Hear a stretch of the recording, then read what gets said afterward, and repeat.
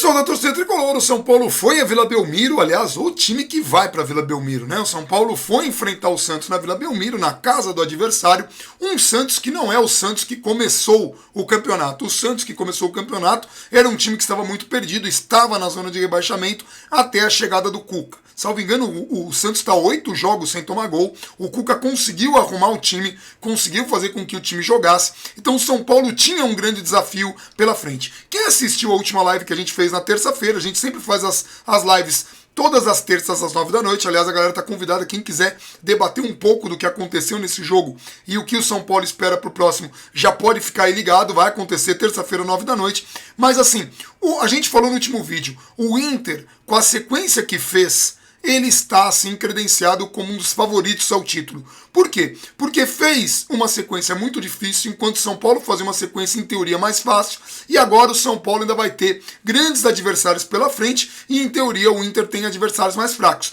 O São Paulo está momentaneamente na liderança do Campeonato Brasileiro, porque o Palmeiras acabou empatando com o Bahia. O Bahia abriu o placar com o Gilberto, que jogava no São Paulo, né? Acabou indo para o Bahia, e o Palmeiras empatou com o Felipe Melo, que apesar de torcer para o São Paulo, joga pelo Palmeiras, empatou o jogo. Então, como o Palmeiras não ganhou, o Palmeiras continua na distância que estava do São Paulo, e o São Paulo está à frente do Inter por 1 ponto, mas o Inter joga amanhã com a Chapecoense, e se o Inter ganhar, abre uma distância aí de 4 pontos. Se empatar, fica na frente por saldo de gols. Então amanhã a torcida do São Paulo deve secar o Inter no jogo contra a Chapecoense. A verdade é que o São Paulo enfrentou um adversário muito difícil e que tem características parecidas, né? São Paulo e Santos jogam de modos parecidos, né? Os dois times têm muita força na marcação e sempre usam o contra-ataque. Então, como os dois times tinham características parecidas, foram poucas oportunidades dos dois times para abrir o placar. Na verdade, nem Sidão, nem Vanderlei acabaram trabalhando muito. Nenhum dos dois fez nenhuma defesa muito boa. Foram tudo defesas de chutes, meio que de defesas colocadas, chutes assim, fracos ou chutes fortes, mas em cima do goleiro, nada assim. O jogo foi muito truncado, foi muito mais de marcação e lances. A melhor oportunidade do Santos foi numa bobeada do Arboleda no meio. Só para explicar uma coisa, tá, gente? São Paulo escalou 3 zagueiros, né? O São Paulo foi com o Arboleda, o Anderson Martins e o Bruno Alves, mas o São Paulo estava com o esquema de sempre. A verdade é que o Arboleda estava na lateral direita. Então muita gente falou, o São Paulo vai jogar com 3 zagueiros. Não, não foi. Jogou com 3 zagueiros porque os 3 são zagueiros. Mas o Arboleda não jogou na posição do zagueiro, jogou na posição de lateral. Muita gente vai falar, por que não colocou então o Araruna na lateral? Porque a última vez que o Araruna fez essa função no lateral, não foi um bom jogo do Araruna, e o Santos é um adversário muito forte para o São Paulo se arriscar. Então o Diego Aguirre resolveu colocar o Arboleda numa das laterais, né? E deixou o Bruno Alves e o Anderson Martins ali na zaga. O Anderson Martins também falhou algumas vezes, mas no geral foi muito bem. Aliás, gente, tem que falar isso. Zagueiros vão falhar vez ou outra, não dá para condenar o zagueiro por uma falha. Por exemplo, hoje o Anderson Martins, ele errou um bote no meio que permitiu ao Rodrigo do Santos avançar e na cara do Sidão chutar para fora. Foi a melhor oportunidade do jogo, sem dúvida nenhuma. O Santos poderia ter saído com a vitória por conta desse lance. Mas o Arboleda não fez um jogo ruim. Ele teve 2 falhas maiores, uma que ele precisou fazer a falta para evitar que o lance fosse mais para frente, e teve esta bola que eu descrevi agora. Mas no geral ele foi bem, considerando que ele estava jogando completamente improvisado na lateral direita, e ele ajudou na marcação, tirou algumas bolas. O que acontece? Zagueiros falham. Lembram quando o Rodrigo Caio falhou numa bola no meio, exatamente igual a essa hoje do Arboleda, e o mundo caiu em cima da cabeça do zagueiro? E é por isso que eu falo, jogadores de defesa falham tanto quanto jogadores de ataque. Às vezes sai o gol, às vezes não sai. Arboleda, Anderson Martins e o Bruno Alves são 3 dos melhores zagueiros que a gente tem aí nesse campeonato. Aliás, a zaga do São Paulo é muito forte. E eu colocaria o Rodrigo Caio nessa conta, apesar que o Rodrigo Caio estava contundido, mas o que eu tô contundido, mas é o que eu sempre falo. A zaga é um setor que o São Paulo não precisa de reforços, pelo menos por enquanto. O São Paulo tem bons zagueiros, mas às vezes acontece uma falha. A melhor oportunidade do Santos foi essa, na falha do Arboleda. A melhor chance do São Paulo foi com o Nenê. No fim do jogo, já nos acréscimos, teve uma falta, o São Paulo teve uma falta que o Trellis acabou sofrendo no bico da área, e eu achei assim que o Nenê errou na batida da falta. Por quê? A barreira já estava muito próxima. É curioso que o time do Santos reclamou, porque logo que o Nenê bateu a bola em cima da barreira, o Santos ia sair no contra-ataque, mas o árbitro apitou o fim da partida. O Santos reclamou muito da arbitragem por não permitir o contra-ataque o contra-ataque do próprio Santos contra o São Paulo, mas não reclamou que a barreira estava muito perto, estava muito longe da demarcação que a regra exige. Mas isso não exime o Nenê, que bateu muito mal. O Nenê bateu praticamente na canela do jogador ali da barreira, ou batia alto, ou deixava a bola para o Reinaldo bater no canto do goleiro. Enfim, era uma opção que o Nenê tinha, o Nenê acabou batendo mal. O jogo acabou aí, 2 oportunidades de gols que o Santos desperdiçou chutando para fora, e o São Paulo desperdiçou com o Nenê batendo na barreira. Foi pouco para um clássico, né, que a gente considerar São Paulo e Santos. Mas o jogo foi truncado, foi pegado, teve iniciativa, mas faltou aí, foi a tomada de decisão às vezes, foi um erro de passe, enfim, nenhum dos dois times conseguiu de fato se impor contra o adversário. Com esse resultado, o São Paulo tem que secar o Inter, mas o São Paulo mostra que sente muito a falta de alguns jogadores. Então o Everton, que voltou hoje, sentiu uma contusão na mesma perna que ele tinha ficado essas 3 semanas parado. É a mesma perna, um pouco mais abaixo, então ele acabou saindo por precaução. Preocupa, porque o Rojas acabou tomando um cartão amarelo por reclamação, que eu considero um cartão irresponsável. E por que eu considero irresponsável?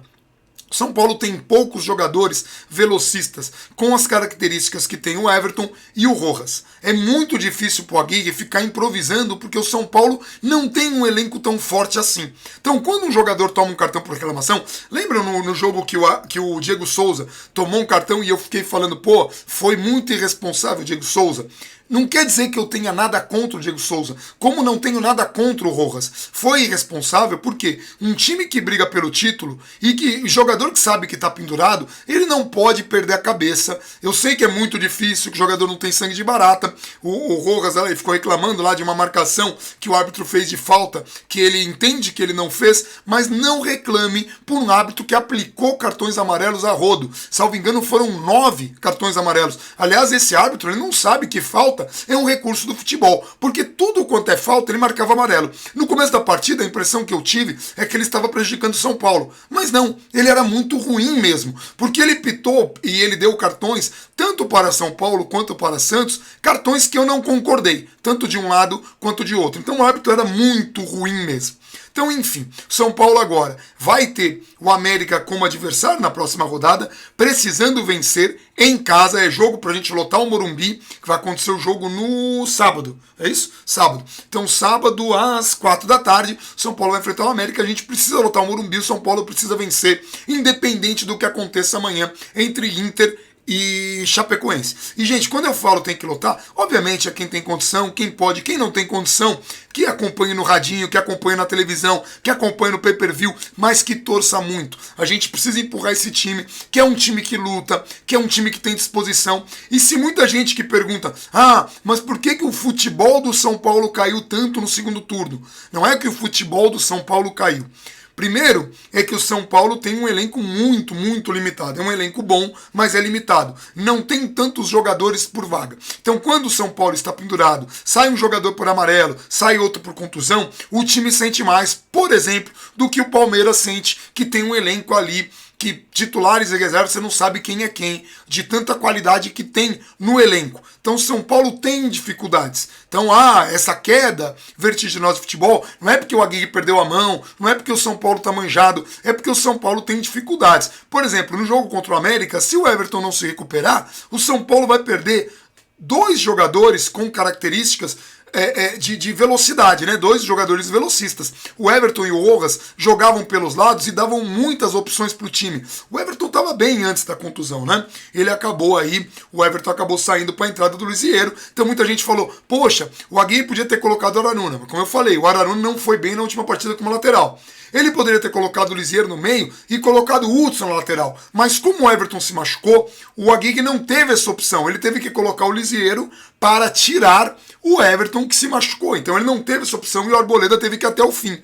Né? Então, e depois ele colocou o Everton Felipe no lugar do Rojas, que não teve muitas oportunidades, e o Trellis no lugar do Diego Souza, o Trellis que acabou cavando a falta que o Nenê acabou desperdiçando. Isso já foi com 30 minutos do segundo tempo. Então assim, não há falta, tá? A entrada do Trellis. Então assim, o São Paulo tem uma longa jornada, tem uma equipe aguerrida, tem condições e deve brigar pela primeira vez em muitos anos, desde acho que de 2014, São Paulo não brigava pelo título de campeão brasileiro. São Paulo está brigando pelo título. Não é o favorito, tem um elenco limitado, muito limitado, mas muito aguerrido, muito aplicado. É um time que tem vontade, é um time que não entrega e é um time que pode surpreender. Então a gente tem que torcer e, como eu sempre falo aqui, é jogo a jogo, é com muita vontade, é com muita disposição. Então, quem puder, vamos lotar o Morumbi no jogo contra o América, e quem quiser que acompanhe a gente aqui na terça-feira, a gente volta aqui no YouTube, youtube.com/FalaBanana, a gente volta para conversar na live. A live acontecerá às 9 horas da noite, às vezes atrasa uns 3 minutinhos, tá, gente? Mas é isso, tá bom? Então, por hoje não tem muito o que falar do jogo muito truncado, jogo muito ruim. Eu fico pensando, o cara que vai ser para os melhores momentos vai ter muita dificuldade, mas foi um jogo que o São Paulo jogou como tem que jogar, como um time grande, assim como o Santos. São Paulo voltou à grandeza e agora a gente vai ver quanto tempo demorará para conseguir conquistar um título. Pelo menos o Aguirre deixou bem claro numa entrevista recente que não deixará o São Paulo tão cedo, que não pensa sequer em ir para o Uruguai. Isso é muito bom, que São Paulo mantenha esse comando técnico aí, com essa comissão técnica com Raí, Ricardo Rocha e Lugano, e mantenha como técnico o Aguirre e como auxiliar o Jardine. É uma combinação que vem dando muito certo e o São Paulo pode ir muito longe. Tá bom? Um abração para todo mundo, até o próximo vídeo e vamos São Paulo!